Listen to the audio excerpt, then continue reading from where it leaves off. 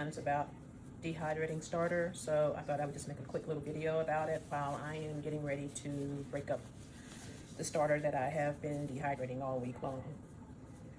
So generally, I use a dehydrator to dehydrate my starter. I bought a little mini, reasonably cheap hydrator from Amazon, and it does 5 trays at once.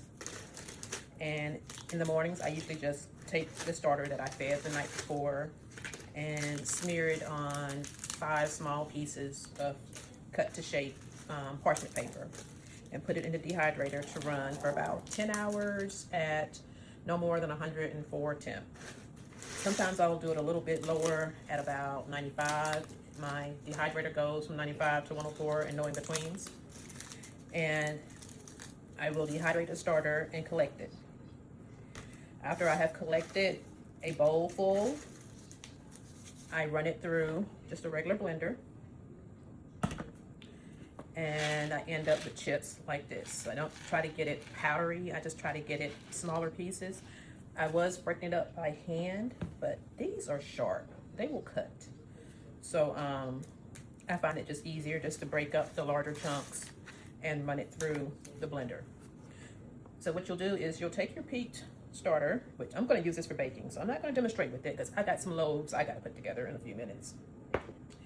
And you get a spatula or whatever you want to use. Get your parchment paper, smear the thinnest layer you possibly can on the parchment paper. You can air dry it on your counter. It'll take 24 to 48 hours. The thinner the better. If it's really thin, if your starter is probably close to 100% hydration, 24 hours probably. If it is thicker, I do a stiffer starter. It would probably take mine 48 hours at room temp. And then you just let it sit out, not touched, not affected by anything, just open. Or I have heard people put the parchment paper in the oven with the light on. No oven temp, just the light, no oven. Just put it there with the light on with a note on the outside saying do not turn on. I'm not sure how long that takes. I've never tried it. The other method is the air fryer. Look at your air fryer modes. There's a dehydrator mode on my air fryer.